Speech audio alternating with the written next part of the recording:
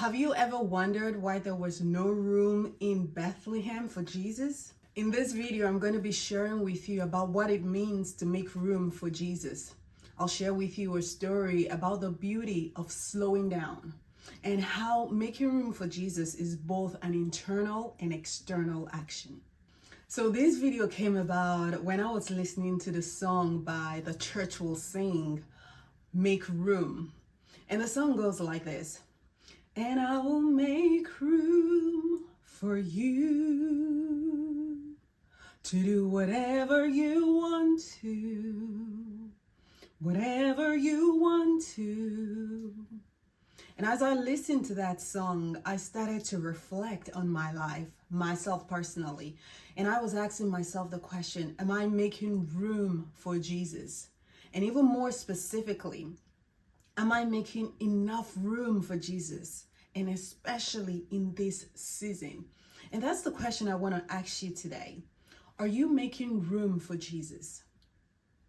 And more specifically in this season where it's the end of the year, it's Christmas, we're preparing for New Year and all of the hustling and the bustle. Are you making room for Jesus in this season? And so take a moment and pause and ask yourself that question. This Christmas season, is your focus on Jesus the reason for the season? Have you been caught up with the busyness, the activities, and all of the different socials that you have not taken time to honor the reason for the season? Now, there's nothing wrong with getting together with friends. There's nothing wrong with getting together with family, far from it. But where is your focus primarily? See, when we get caught up in the busyness of the season, it can increase stress and anxiety as a result of the pressure of social commitments, shopping, and even financial strain. And the pressure to create a perfect holiday can distract from the season's deeper meanings and reduce the enjoyment of the celebrations themselves, leading to feelings of emptiness or dissatisfaction. It is estimated that billions of pounds will be spent in this Christmas season. Now, like I said, nothing wrong with shopping, nothing wrong with getting together with friends and family. The bigger question is, where is your focus in this season? Have you ever got to, say, December 26th, after the whole Christmas hype, and you got to December 26th and you say to yourself, is that it? Christmas is done. It's over. All of that hustling and bustling, that's it? Yeah, that feeling of, like the air just got taken out of your balloon. We can experience that feeling if all there was about the season was the preparation and the getting together. Let me share with you the story of Candace. By the way, if you're watching this video and you're not subscribed, can I ask you to hit that subscribe button and the bell notification?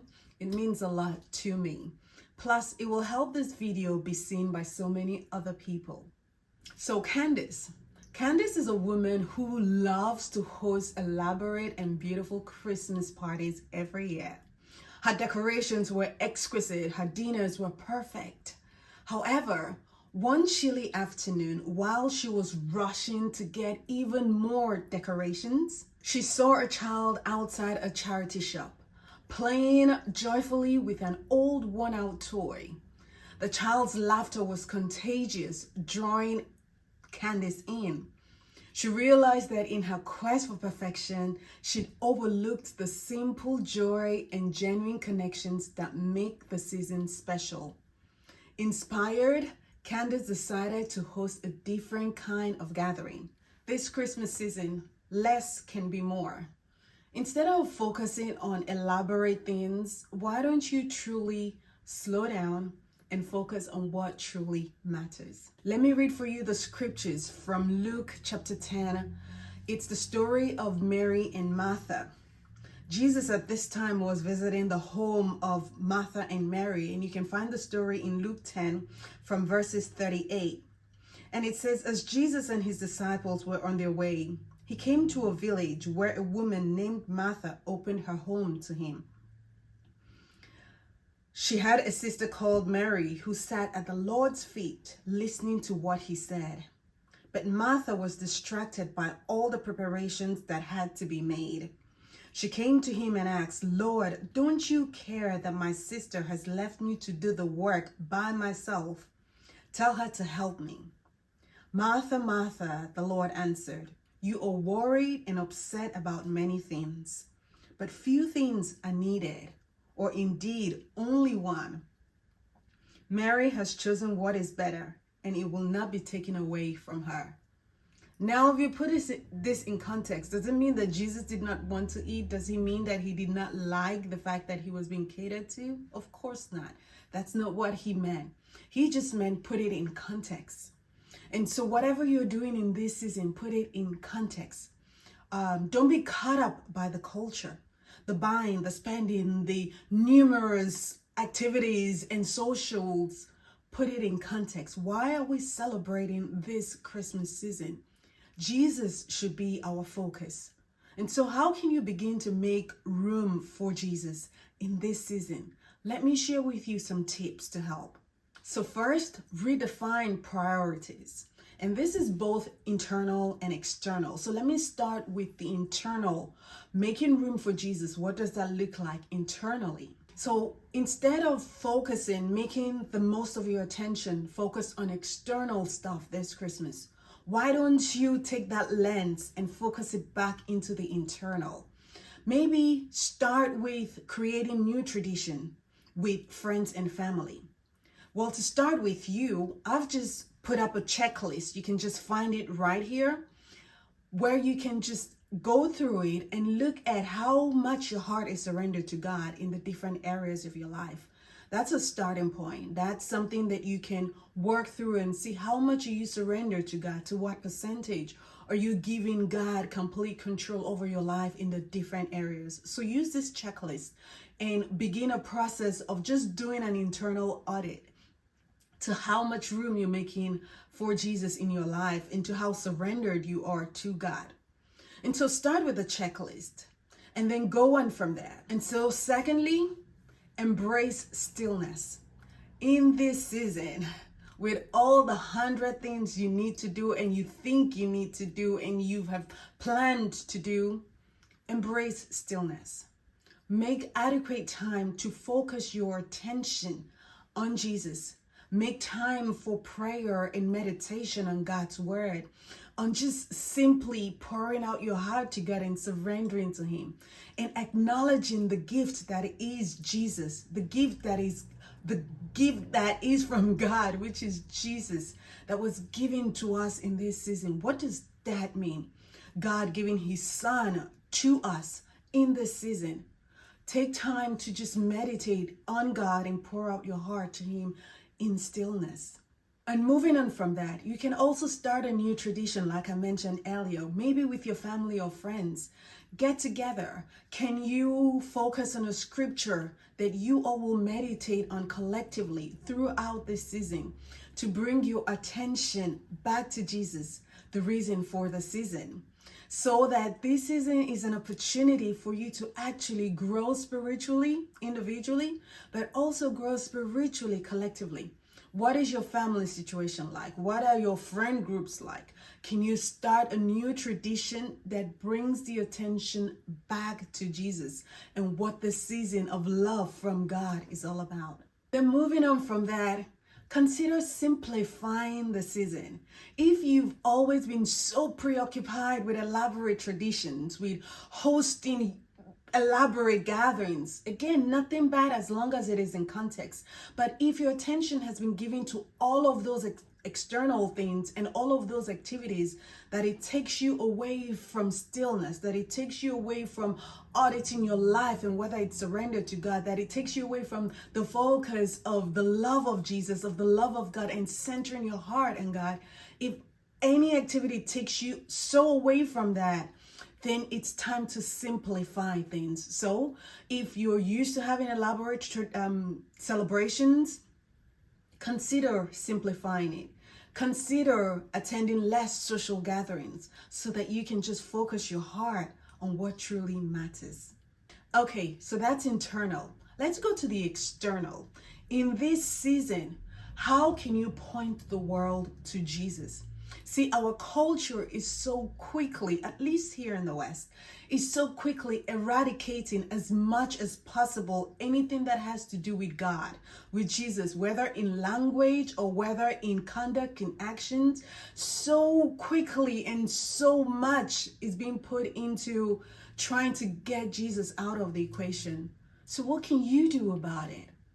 How can you begin to point people back to Jesus, back to the nativity story, back to the fact that we celebrate Christmas because God gave us this bundle of joy that is Jesus. So in your communications with people in this season, whether it be in your posts on social media, whether it be in your gatherings where you get to, can you talk about Jesus? Can you point to Jesus? Can you bring the conversations back to Jesus? The fact that on this beautiful season, or in this beautiful season, God gave us the gift of a son, Jesus.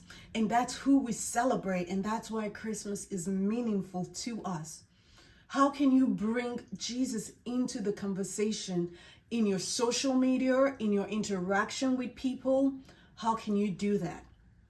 Also, moving on from that, externally, how can you make room for Jesus? What about your church? How can you volunteer to share the good news of Jesus in this season? Whether it's in a nativity play, or whether it's in church activities, or whether it's like in my church, we're having a Christmas trail on the high street, where there are going to be people who are dressed up like shepherds and Mary and Joseph, and we are inviting the public to follow the story of Jesus. And that way we are telling the story of Jesus and bringing the attention back to Jesus. So I'm wondering, in your local church, what can you suggest, or what's already going on that you can volunteer in to tell the Christmas story and to bring people's attention back to Jesus? People who don't know him, how can you take that message of Jesus to them? Moving on with that, in terms of making room for Jesus externally, what about locally, where you live or as part of a community?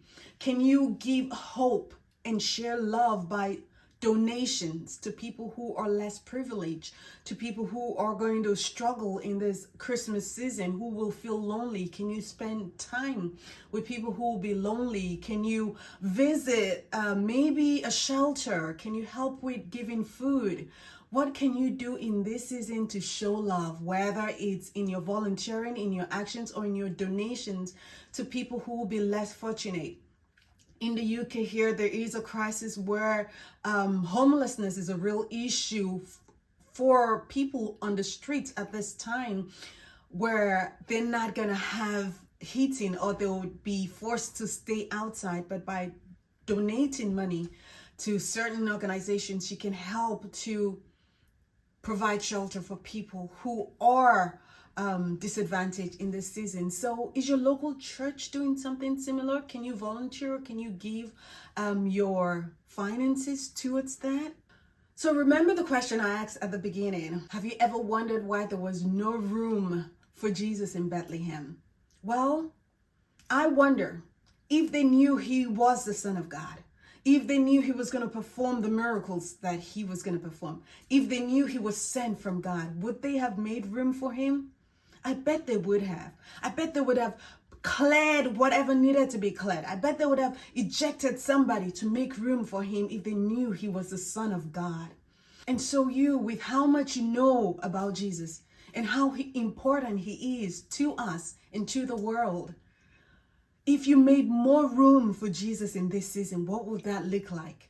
And how much of a difference would it make to your life and to the lives of the people who you're connected to, or to the greater society? And so for you, make sure that you're making room for Jesus, not just in this season, but in your life as a whole. So grab that checklist and go through it.